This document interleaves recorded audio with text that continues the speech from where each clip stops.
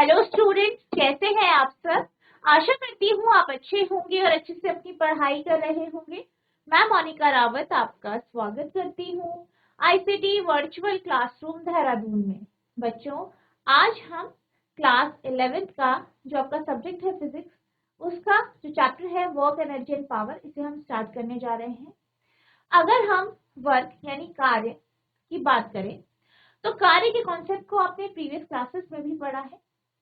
अगर हम कार्य की बात करते हैं तो नॉर्मल लैंग्वेज में या सामान्य भाषा में हमारे कार्य के अनेकों रूप होते हैं। जैसे कि मान लीजिए आप घर में बैठे हैं और अपना होमवर्क कंप्लीट कर, तो आप क्या कहते हैं कि मैं कार्य कर रहा हूं, मैं काम कर रहा हूं, मैं अपना वर्क कर। इसी तरीके से आप क्या करते हैं, एक आपकी मम्मी आपको जो है टोकरी देती है जिसमें सब्जियां हैं और आपकी मम्मी बोलती है कि इसे जाकर किचन में रख दो। अब इसके लिए भी आपने क्या कहा कि मैंने कार्य किया। मैंने क्या किया, सब्जी की टोकरी को किचन पे रख दिया। इसी तरीके से आप क्या करते हो, आप मान लो कि आप क्या कर रहे हो, आपने दीवार पे धक्का लगा और आप बहुत ज्यादा थक गए।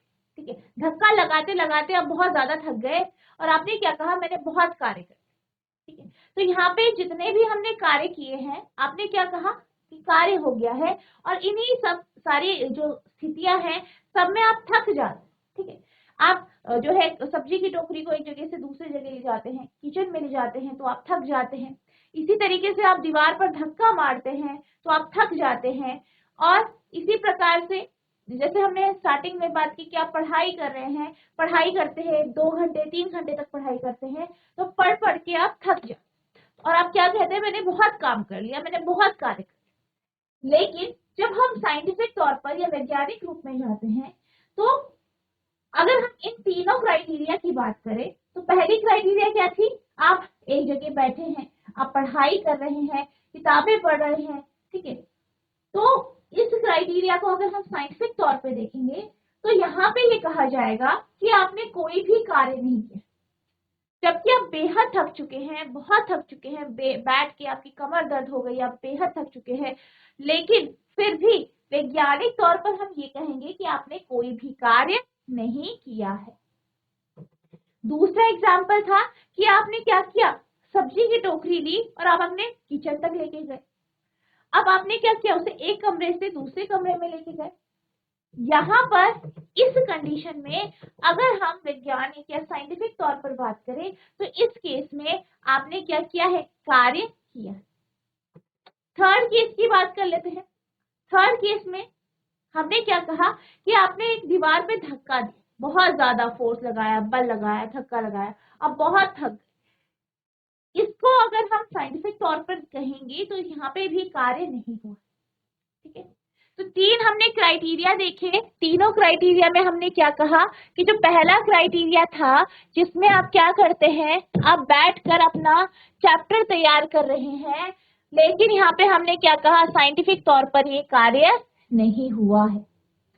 दूसरा क्या कहा गया, सब्जी की टोकरी ली, एक जगह से या एक कमरे से दूसरे कमरे पे लेके गए, तो यहाँ पे क्या हुआ है, आपका कार्य हुआ है। तीसरा क्राइटेरिया, तीसरे क्राइटेरिया में क्या कहा गया, आपने दीवार पे धक्का दिया, बहुत ज्यादा धक्का दिया, आप थक गए। ठीक है, थक गए, लेकिन यहां पर भी कार्य नहीं हुआ। पहली कंडीशन में क्या हुआ था, आप बैठे हैं, ठीक है, कार्य नहीं हुआ है, आप सिर्फ पढ़ रहे हैं। यहाँ पे हम देख सकते हैं कि ना ही बल लगा है, ना ही आपने किसी भी प्रकार का फोर्स लगाया है और किसी भी प्रकार का विस्थापन नहीं हुआ है। दूसरे केस में आप क्या करते हो, आप जो है सब्जी की टोकरी को उठाकर, ठीक है, फोर्स लगाते हो, बल लगाते हो, लेके जाते हो और कमरे में या किचन में रख देते हो, यानी बल भी लगा है और विस्थापन भी हुआ है। तीसरा कि क्या हुआ है, आपने दरवाजे पर आपने दीवार पर धक्का दिया, बल आपने बहुत ज्यादा लगाया, लेकिन वो दीवार हिली नहीं, यानी विस्थापन नहीं। तो इन तीनों केसेस में अगर हम बात करें तो सेकंड केस में क्या हुआ, फोर्स भी लगा है, बल भी लगा है, विस्थापन भी हुआ है, इसलिए सेकंड केस में हम ये कह सकते हैं कि कार्य हुआ। पहले केस में न बल लगा है न विस्थापन हुआ है, इसलिए पहले केस में भी कार्य नहीं हुआ है।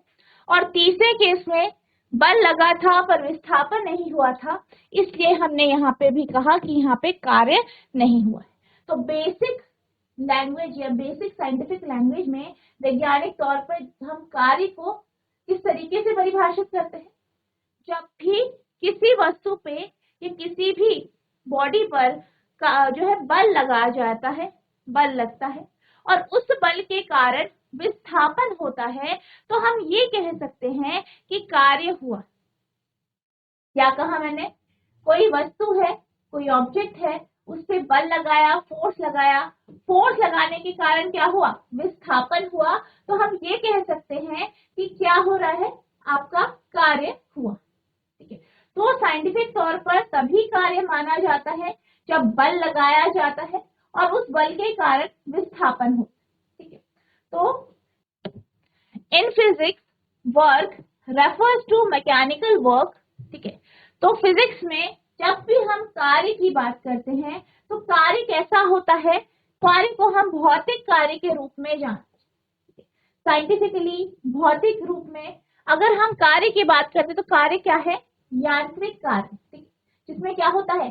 आपका बल लगाया जाता है और मैकेनिकल वर्क किया जाता है, यानी किसी प्रकार का आपको मूवमेंट दिखाई देता है। ठीक है, मैकेनिकल वर्क यानी मूवमेंट आपको दिखाई देता है। Work is said to be done by a force on a body when the body is actually displaced through some distance in the direction of the applied force।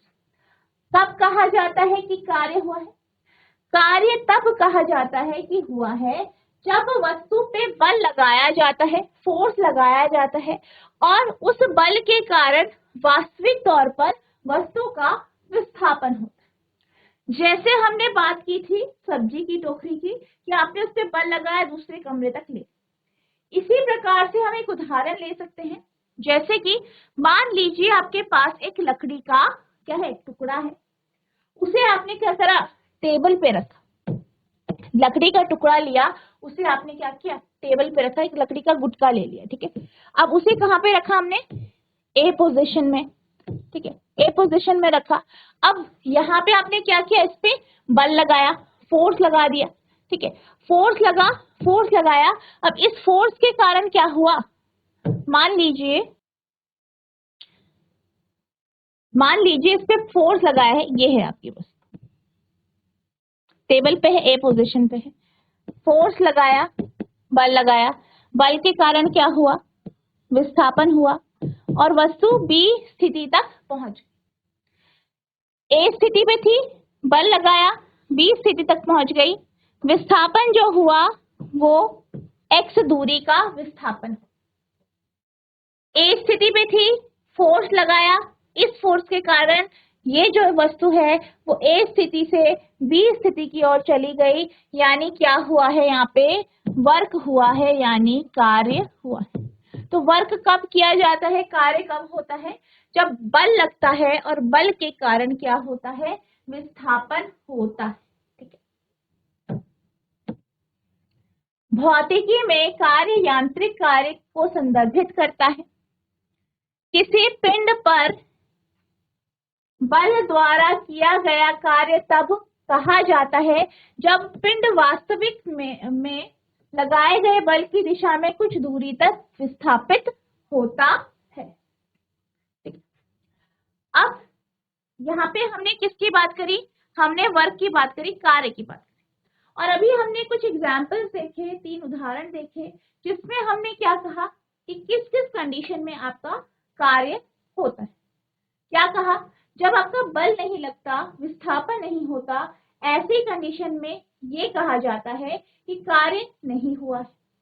इसी तरीके से अगर हम बात करें कि आपने बल तो लगाया है लेकिन उस बल के कारण किसी प्रकार का विस्थापन नहीं हुआ, जैसे हमने दीवार का उदाहरण लिया, इसी तरीके से आप किसी बड़ी अलमारी का उदाहरण ले सकते हैं। मान लीजिए आपकी अलमारी बहुत ज्यादा भारी है, बहुत ज्यादा भरी हुई है और आप उस पर क्या करते हो? बल लगाते हो, फोर्स लगाने के कारण क्या हो रहा है, वो अपनी जगह से हिली नहीं, वो डिस्प्लेस नहीं हुई, विस्थापित नहीं हुई। आपने बहुत ज्यादा बल लगाया लेकिन किसी भी प्रकार का विस्थापन आपको दिखाई नहीं। तो यहाँ पे क्या हो रहा है, बल तो लगाया जा रहा है, फोर्स तो लग रहा है, ठीक है, फोर्स तो लग रहा है, लेकिन विस्थापन आपको दिखाई नहीं दिया। तो यानी क्या हुआ, यहाँ पे भी कार्य नहीं हुआ, ठीक है, कार्य नहीं हुआ है। तो कार्य कब होता है, कब नहीं होता है, ठीक है। However, when there is no displacement, क्या कहा गया, जब वहां पर किसी भी प्रकार का विस्थापन नहीं होता, in the direction of the force applied, और किधर, बल लगाई गई दिशा की ओर अगर विस्थापन नहीं होता है, there is no work done, तो वहां पे किसी भी प्रकार का कार्य नहीं होता है। That is work done is zero when displacement of the body in the direction of the force is zero. तो क्या कहा गया है कि आपने फोर्स तो लगाया है लेकिन उस बल की तरफ किसी भी प्रकार का डिस्प्लेसमेंट नहीं हुआ। तो हम इस कंडीशन में क्या कहेंगे कि कोई भी वर्क नहीं हुआ है, कोई भी कार्य नहीं हुआ है। और वर्क कब जीरो होगा, जब डिस्प्लेसमेंट, ठीक है, बल की तरफ डिस्प्लेसमेंट आपका जीरो होगा, यानी जिस दिशा में बल लगाई है उस दिशा में अगर डिस्प्लेसमेंट या किसी भी प्रकार का विस्थापन नहीं होता है तो क्या होता है, कार्य आपका जीरो होता है। हालांकि जब लगाए गए बल की दिशा में कोई विस्थापन नहीं होता है तो कोई कार्य नहीं होता है, अर्थात किया गया कार्य शून्य होता है। जब बल की दिशा में पिंड का विस्थापन शून्य होता है, ठीक है। तो ये आपका क्या है, कार्य है, कार्य का बेसिक टर्मिनोलॉजी है, आप इसे नोट करेंगे।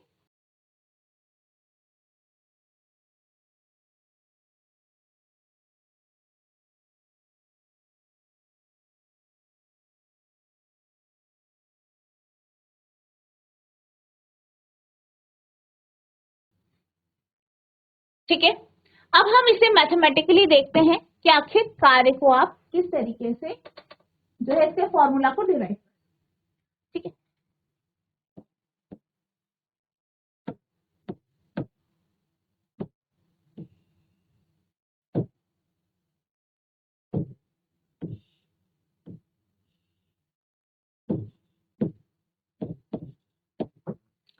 मान लीजिए आपके पास एक वस्तु है, ठीक है, ए स्थिति पे वो रखी गई है, उस पे क्या किया गया, बल लगाया गया, ठीक है, फोर्स लगाया गया, फोर्स इस दिशा में लगाया गया। मान लीजिए ये जो एंगल है ये थीटा एंगल है, इस दिशा में क्या लगाया गया है, बल लगाया गया है, फोर्स लगाया गया है। अब इस बल के कारण क्या हुआ, विस्थापन हुआ और वस्तु ए स्थिति से बी स्थिति में चली। वस्तु पे बल लगाया, बल लगाने का कारण वस्तु का जो है विस्थापन हुआ और वस्तु ए स्थिति से बी स्थिति की ओर चली। यानी बेसिकली जो डिस्प्लेसमेंट हुआ वो एक्स का डिस्प्लेसमेंट हुआ। अगर हम देखें फोर्स किधर लगाया है, थीटा एंगल की तरफ, तो यहाँ पे जो फोर्स का कोऑर्डिनेट होगा वो होगा आपका एफ कॉस थीटा, क्योंकि क्या हो रहा है, जो विस्थापन हो रहा है वो बल इधर की ओर लगाया जा रहा है लेकिन कोऑर्डिनेट आपका ये है, ठीक है। तो आपका फोर्स का जो वैल्यू होगा या एफ का जो मान होगा वो एफ कॉस थीटा होगा, एफ कॉस थीटा होगा। तो एफ कॉस थीटा के कारण ही क्या हो रहा है, ठीक है, आपका यहाँ पे बल लग रहा है। तो एफ कॉस थीटा आपका क्या होगा, एफ होगा, फोर्स जो है, फोर्स जो है वो आपका एफ कॉस थीटा होगा। एफ की दिशा ये है, बल इधर लग रहा है तो कोऑर्डिनेट आपका एफ कॉस थीटा इधर की तरफ लगेगा, ठीक है। और विस्थापन कितना है, x है। फॉर्मूला हमें पता है, कार्य का फॉर्मूला क्या होता है, वर्क डन क्या होता है, force into displacement.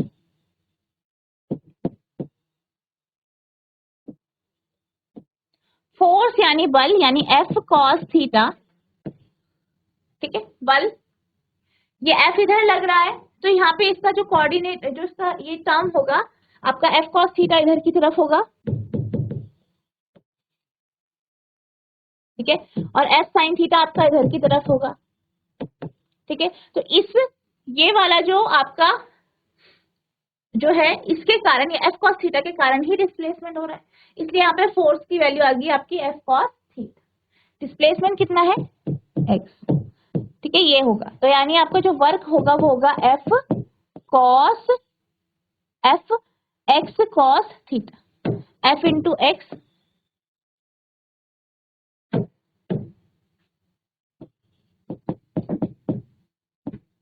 X cos theta. तो ये कार्य होगा एफ एक्स कॉस थीटा, ठीक है। एफ एक्स कॉस थीटा क्या होगा आपका कार्य, इतना हम समझ लेते हैं।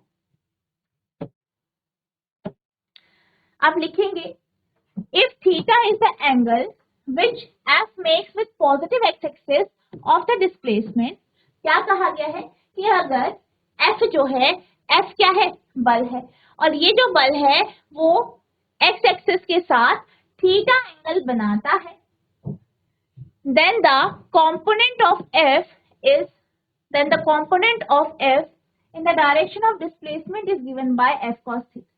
इसलिए जो f का कंपोनेंट होगा x की दिशा में वो f cos थीटा होगा, ठीक है। हमने क्या किया, f को स्प्लिट किया, f cos theta sin theta, और इस कंपोनेंट के कारण ही क्या हो रहा है, यहाँ पे विस्थापन हो रहा है। Since the work done by the force is the product of component of force in the direction of displacement and the magnitude of displacement, क्या कहा गया है कि जो कार्य है, किसी भी बल के द्वारा जो कार्य किया जाता है वो बल और विस्थापन का क्या होता है, गुणनफल होता है। इसलिए हम क्या लिख सकते हैं, F equals to F cos theta into S. अब यहाँ पे क्या हुआ है, बल लगाया गया है, बल के कारण क्या हुआ, विस्थापन हो गया, बल लगाया, बल के कारण विस्थापन हुआ, हमारा फॉर्मूला आया W equals to F cos theta या एफ एक्स कॉस थीटा।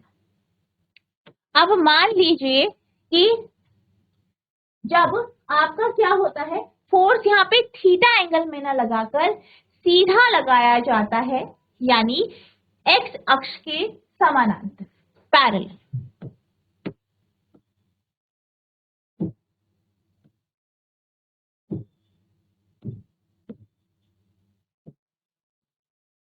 मान लीजिए हम बल लगाते हैं और बल ऐसे लगाते हैं, एक्स अक्ष के क्या है, समानांतर है, यानी यहाँ पे जो थीटा होता है, थीटा आपका जो है 0 डिग्री, ठीक है।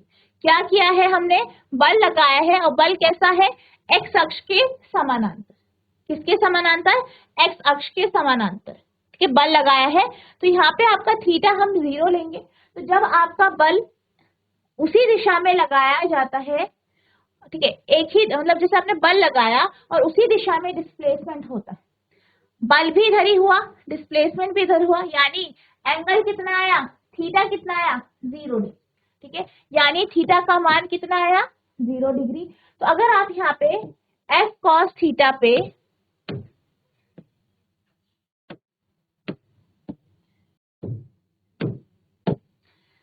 ये है W equals to F cos theta into S, अगर आप थीटा की जगह 0 लिखते तो क्या हो जाएगा, W equals to F cos theta की जगह 0 डिग्री लिखेंगे एस।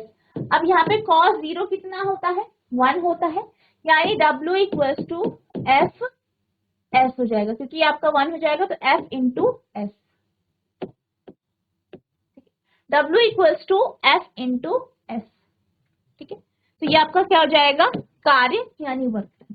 तो वर्क डन आपका एफ एस कब होगा, जब आपका जो फोर्स है, फोर्स की दिशा में, बल की दिशा में ही विस्थापन होगा, तो इस केस में ही आपका जो कार्य है वो एफ डॉट एस होगा, ठीक है। Clearly work done by the force is the dot product of force and displacement. तो क्या होगा, जो कार्य होगा वो क्या होगा, वो बल और विस्थापन का क्या होगा, डॉट प्रोडक्ट, ठीक है, डॉट प्रोडक्ट होगा। अब अगर हम इसे रेक्टेंगुलर कंपोनेंट्स में ब्रेक कर दें तो क्या होगा, देख लेते हैं हम, ठीक है, रेक्टेंगुलर कंपोनेंट्स में ब्रेक कर लेते हैं।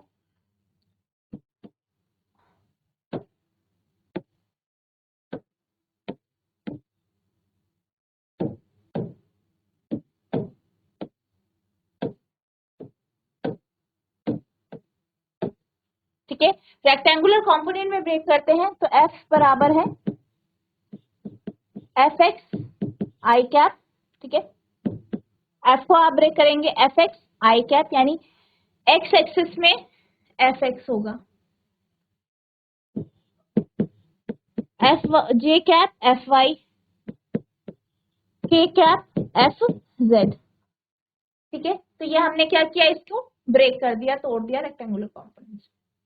इसी तरीके से अगर हम बात करें एस की, तो एस है आपका आई एक्स जे वाई के जेड, ठीक है। तो ये आपके कंपोनेंट्स में ब्रेक कर दिए, ठीक है। अब आप क्या करोगे, इनका क्या करोगे, आप डॉट प्रोडक्ट करोगे, तब आपके पास क्या आ जाएगा, कार्य, ठीक है। आप देख सकते हो ये हमारे पास है। अब इसका क्या करा हमने, डॉट प्रोडक्ट किया, ठीक है। अब जब हम इसका डॉट प्रोडक्ट करेंगे, ठीक है, डॉट प्रोडक्ट करेंगे तो f की जगह w equals to F dot S होता है, f लिखोगे आप, f की वैल्यू s की वैल्यू रख दोगे। अब हम क्या जानते हैं, आपने जब वेक्टर्स, जो वेक्टर आपका चैप्टर था वो पढ़ा था, वेक्टर का कॉन्सेप्ट आपने जाना था, तो आपने कुछ रूल्स पढ़े थे, डॉट प्रोडक्ट क्रॉस प्रोडक्ट में आपने कुछ रूल्स पढ़े थे, ठीक है। उन्हीं का यहाँ पे यूज होगा, ठीक है, उन्हीं का यहाँ पे क्या होगा, यूज होगा। क्या पढ़ा था आपने, आई डॉट आई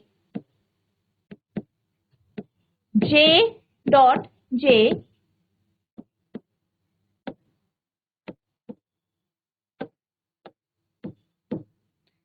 के डॉट के बराबर होता है 1। क्या पढ़ा था, I dot I cap J dot J cap के डॉट के कैप क्या होता है आपका 1 होता है। और क्या पढ़ा था, आई डॉट जे जे डॉट के डॉट आई, ठीक है, 0 होता है। ये जो दो रूल्स आपने पढ़े थे, I dot I J dot J के डॉट के 1 होता है, ठीक है। और क्या पढ़ा था, आई डॉट जे डॉट के डॉट आई आपका क्या होता है, 0 होता है। ये आपने पढ़ा था, ठीक है। क्यों पढ़ा था, क्योंकि आप जानते हो cos 0 आपका 90 होता है, डॉट यानी कि cos, और सेम है आई है यानी 0 डिग्री, जे है यानी 0 डिग्री, के है यानी 0 डिग्री, तो cos 0 1 होता है। आई जे की बात करें, जो है ये आप एक दूसरे के लंबवत होते हैं, परपेंडिकुलर होते हैं, थीटा 90, cos 90 0, जे के cos 90, के आई cos 90, cos 90 cos 90 कितना होता है, 0 होता है, ठीक है। तो इसलिए ये यहाँ पे ये जो सीक्वेंस है ये आपका 0 होता है, ये आपने वेक्टर्स वाले चैप्टर में अच्छे से पढ़ा, ठीक है। अब इसी बेस पे हमने क्या किया, यहाँ पे सॉल्व करेंगे, ठीक है। वर्क आपका सॉल्व होगा, तो कैसे होगा इसे हम देख लेते हैं, ठीक है। ये हो गया। अब हम कार्य की बात करते हैं, वर्क की बात करते हैं। तो work I dot F x plus J dot F Y plus K dot F Z into, basically dot product हो रहा है, तो यहाँ पे आएगा आपका I cap X plus J cap Y plus K cap Z, ठीक है। अब सबसे पहले इस टर्म को इससे मल्टीप्लाई करेंगे, तो क्या होगा, F x I dot i यानी क्या हो रहा है, थीटा की वैल्यू 0 यानी 1, यानी X F x. Next I F X into ये dot product J Y, I dot J 0, ठीक है, आई डॉट जे 0 यानी एफ एक्स डॉट ये आपका वाई जो है ये 0 हो जाएगा, तो इसे हम निग्लेक्ट कर देंगे क्योंकि आ जाएगा आपका, इन दोनों को मल्टीप्लाई करोगे 0, कि आई डॉट जे 0 होता है, हमने यहाँ पे पढ़ा। Next I F X into के जेड, ठीक है, तो यहाँ पे क्या होगा, जेड एफ एक्स और आई डॉट जेड यानी क्या हो गया आपका, cos 90, फिर से cos 90 यानी 0, नेक्स्ट सेकेंड टर्म लेंगे, सेकेंड टर्म इससे मल्टीप्लाई होगी, यहाँ पे क्या आएगा x F y j dot i यानी cos 90 cos 90 आपका 0 हो। नेक्स्ट ये मल्टीप्लाई होगा सेकेंड टर्म से, यानी जे एफ वाई मल्टीप्लाई होगा जे वाई से, तो जे और जे क्या हो गया एंगल 0 डिग्री, 0 हुआ यानी वैल्यू क्या आ जाएगी plus y F x, plus y F x. Next तीसरा टर्म के एफ जेड, और यहाँ पे क्या है के जेड, दोनों का डॉट प्रोडक्ट होगा के डॉट के 1, तो 1 आएगा और क्या आएगा Z F Z plus z F z. ठीक है, तो यहाँ पे ये वर्क आ गया है, कार्य आ गया है F x plus y F Y plus z F z. ठीक है, तो यहाँ पे वर्क कितना आया है x F x plus y F Y plus z F z. ठीक है, और अगर हम कार्य की बात करें, वर्क की बात करें, तो वर्क क्या है आपकी स्केलर क्वांटिटी है, यानी क्या है अदिश राशि है, अदिश राशि है, यानी इसका जो है मैग्नीट्यूड तो होता है पर इसकी डायरेक्शन नहीं होती, इसका सिर्फ क्या होता है मैग्नीट्यूड होता है, डायरेक्शन या दिशा इसकी नहीं होती। However work done by a force can be positive negative और जीरो। और क्या कहा गया है, जबकि जो कार्य होता है, कार्य कैसा हो सकता है, वर्क आपका पॉजिटिव भी हो सकता है, धनात्मक कार्य भी हो सकता है, ऋणात्मक कार्य भी हो सकता है और शून्य कार्य भी हो सकता है। सारी कंडीशन हमने देखी। ठीक है, इनको हम डिटेल में आगे पढ़ें। ठीक है, तो पहले आप इसे नोट कीजिए, फिर हम इसके आगे चलते।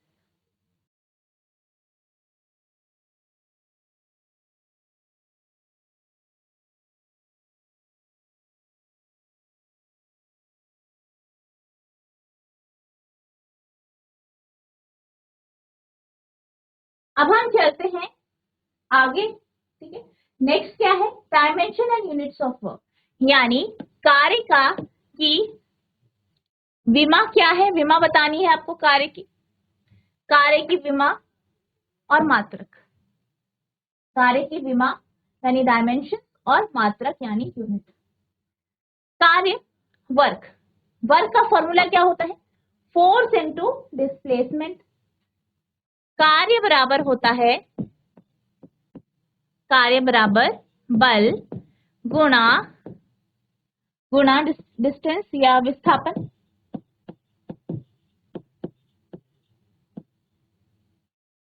ठीक है, बल का फॉर्मूला होता है, यानी फोर्स का फॉर्मूला होता है द्रव्यमान गुणा त्वरण m इंटू ए, मास इंटू एक्सेलरेशन। मास की डायमेंशंस की बात करें, एक्सेलरेशन की डायमेंशन की बात करें, मास की डायमेंशन क्या होती है m1 l0 t0। ठीक है, एक्सेलरेशन की डायमेंशन, एक्सेलरेशन का फॉर्मूला क्या होता है डिस्प्लेसमेंट पर यूनिट टाइम, यानी m0 l1 t0 upon m0 l0 l0 t1। तो ये हो जाएगा 0 माइनस 0 0, 1 माइनस 0 1, 0 माइनस 1 माइनस 1। ठीक है, अब ये दोनों क्या होंगे आपके मल्टीप्लाई होंगे, यानी यहाँ पे इनकी पावर को हम ऐड कर देंगे, तो ये हो जाएगा m 1 plus 0 1, l 0 plus 1 1, t 0 plus minus 1 minus 1। ठीक है, तो ये क्या आ गया आपका एक्सेलरेशन का फॉर्मूला होता है आपका v अपॉन टी। ठीक है, यहाँ पे मिस्टेक हो गई, यानी वेग बटा समय। ठीक है, वेग का फॉर्मूला होता है, वेग का जो डायमेंशन फॉर्मूला है, वेग का डायमेंशन फॉर्मूला है m0 l1 t माइनस 1, आप जानते हैं। अब सॉल्व करेंगे तो क्या आएगा आपका acceleration m0 l1 t minus 2। क्यों होगा? -1 न्यूमरेटर में, -1 ये ऊपर आएगा तो -1 यानी -1 तो -2, ठीक है। तो ये आ जाएगा m1 L1 T -2, फोर्स आ गया, बल आ गया, ठीक है, फोर्स आ गया, बल आ गया। कार्य की बात करें, कार्य का फॉर्मूला होता है F इंटू एस, तो m1 L1 T -2, एस का होगा आपका m0 L1 T0, ठीक है, होगा तो आएगा m1 + 0 1 L 1 + 1 2 T -2। तो कार्य का जो विमा है, डायमेंशन है, वो आपकी क्या आ गई है? W बराबर m1 L2 T -2। तो यही आपकी क्या आ गई है? कार्य की विमा आ गई है, तो m1 L2 T -2। तो ये क्या है? The dimensional formula of work, यानी कार्य का जो है ये क्या है? डायमेंशनल फॉर्मूला है, विमेय सूत्र है, ठीक है। क्या है? m1 L2 T -2, ठीक है। और हमारे पास अगर वर्क की यूनिट की बात करें, वर्क के मात्रक की बात करें, तो दो प्रकार के आपके वर्क के यहाँ पे मात्रक हैं, कार्य के मात्रक हैं। पहला है एब्सोल्यूट यूनिट, दूसरा है ग्रेविटेशनल, ठीक है। तो यहाँ पे हम एब्सोल्यूट और ग्रेविटेशनल दोनों प्रकार की यूनिट की बात करेंगे, ठीक है। तो यहाँ पे आपको ध्यान रखना है कि डायमेंशनल फॉर्मूला क्या है? m1 L2 T -2 कैसे आया है? इस तरीके, ठीक है। और आपका एक्सेलरेशन, त्वरण जो होता है वो v/t होता है, ठीक है, वेग बटा समय, ठीक है, नोट कीजिए।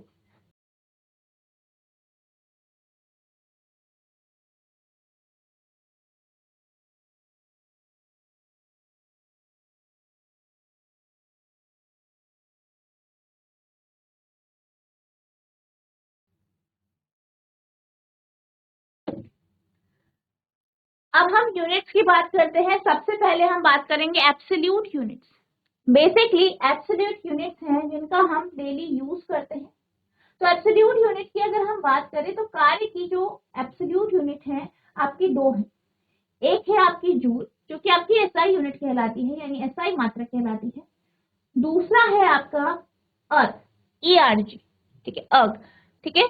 और ये क्या है? ये आपकी सीजीएस यूनिट, सीजीएस सिस्टम में ये आपकी यूनिट, ठीक है। सबसे पहले अगर हम बात करें जूल की, तो जूल क्या होता है? ये आपके एसआई मात्रक है, ठीक है। और इसमें आपको ये बताया जाता है कि 1 न्यूटन बल लगाने पर अगर वस्तु 1 मीटर का विस्थापन करती है तो उसके द्वारा जो कार्य किया गया है वो 1 जूल। क्या कहा गया है?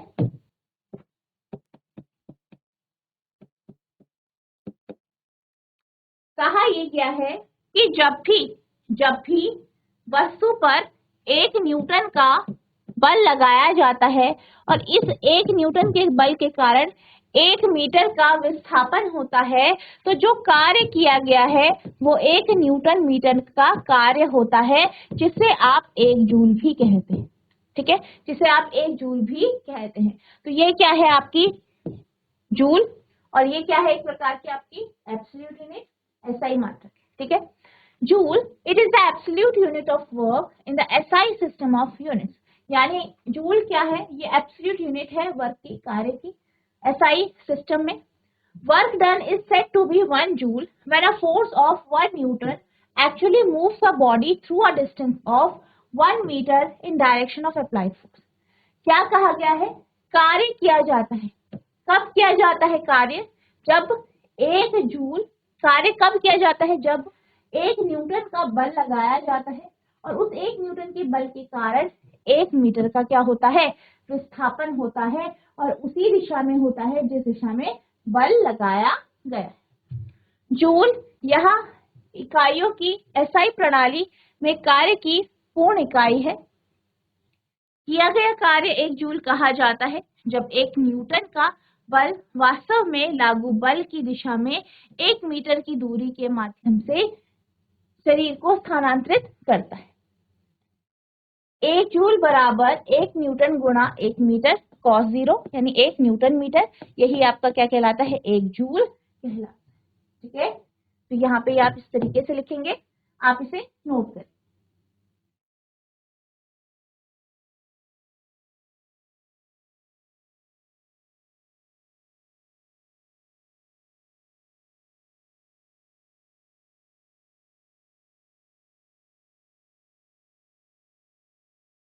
दूसरा है अर्थ यानी ईआरजी। बेसिकली ये सीजीएस सिस्टम का में जो है आपका एब्सोल्यूट वर्क है। और यहाँ पे अगर हम वन अर्थ की बात करें तो वन अर्थ जो है यहाँ पे बराबर होता है एक डायन। ठीक है, एक डायन जब हम बल लगाते हैं किसी वस्तु पे और उस एक डायन बल के कारण 1 सेंटीमीटर का विस्थापन या डिस्प्लेसमेंट होता है, तो जो कार्य किया गया है वो वन अर्थ या एक अर्थ होता है। ठीक है, तो क्या है बेसिकली कार्य बराबर है आपका, न्यूमेरिकली देख लेते हैं, फोर्स इनटू डिस्प्लेसमेंट। यहाँ पे जो बल लगाया गया है वो कितने का है, एक डायन का, और इसके द्वारा 1 सेंटीमीटर का विस्थापन होता है। ठीक है, तो यानी कार्य जो किया गया है वो 1 डायन सेंटीमीटर है, या आप 1 ERG भी कह सकते हैं। ठीक है, ERG या erg, it is the absolute unit of work in CGS system of unit. यानी ये क्या है, ये सीजीएस सिस्टम में एब्सोल्यूट यूनिट है वर्क की। Work done is said to be one erg when a force of one dian actually moves a body through a distance of 1 centimeter in the direction of applied force। क्या कहा गया है, कार्य कब होता है, कार्य वन एक अर्थ कब होता है, तब होता है जब एक डायन का बल लगाया जाता है और इस एक डायन के बल के कारण 1 सेंटीमीटर का विस्थापन होता है। यह इकाइयों की सीजीएस प्रणाली में काम की पूर्ण इकाई है। किए गए कार्य को एक अर्ग कहा जाता है। जब एक डायन का बल वास्तव में लागू बल की दिशा में 1 सेंटीमीटर की दूरी के माध्यम से वस्तु को स्थानांतरित करता है, यानी एक ERG बराबर एक डायन इंटू 1 सेंटीमीटर इंटू cos 0, तो 1 डायन सेंटीमीटर। ठीक है, तो 1 डायन सेंटीमीटर ये आपका। ठीक है, आप इसे नोट करेंगे। नेक्स्ट अब हम चलते हैं ग्रेविटेशनल यूनिट की तरफ। अगर हम ग्रेविटेशनल यूनिट की बात करें, गुरुत्वाकर्षण जो इकाइयां होती हैं इनकी बात करें, तो ये जो इकाइयां होती हैं ये बेसिकली प्रैक्टिकल वर्क में यूज की जाती है। यानी जब हम प्रैक्टिकली या व्यवहारिक तौर पे कार्य करते हैं तो उसमें इनका उपयोग किया जाता है। हमारे पास 2 प्रकार की इकाइयां हैं। पहली है किलोग्राम मीटर यानी KGM, दूसरी है ग्राम सेंटीमीटर। ठीक है, तो ये 2 आपकी क्या है, आपकी ग्रेविटेशनल यूनिट है जिनका हम उपयोग व्यवहारिक तौर पर करते हैं। तो ये जो आपका टॉपिक है ग्रेविटेशनल यूनिट, इसे हम नेक्स्ट लेक्चर में कंटिन्यू करेंगे, डिटेल में से समझेंगे। साथ ही साथ हम कार्य का जो अलग अलग प्रकार है, यानी धनात्मक कार्य, ऋणात्मक कार्य और जो शून्य कार्य है उसके बारे में भी हम नेक्स्ट लेक्चर में डिस्कस करेंगे। तो बच्चों, जितना आज आपको पढ़ाया गया है आपको इसे रिवाइज करना है। अगर आपको कोई भी डाउट होगा तो नेक्स्ट लेक्चर में आप पूछ सकते हैं। तो बच्चों, आज के लिए बस इतना ही, मिलते हैं अब नेक्स्ट सेशन में। तब तक के लिए thank you and have a nice day.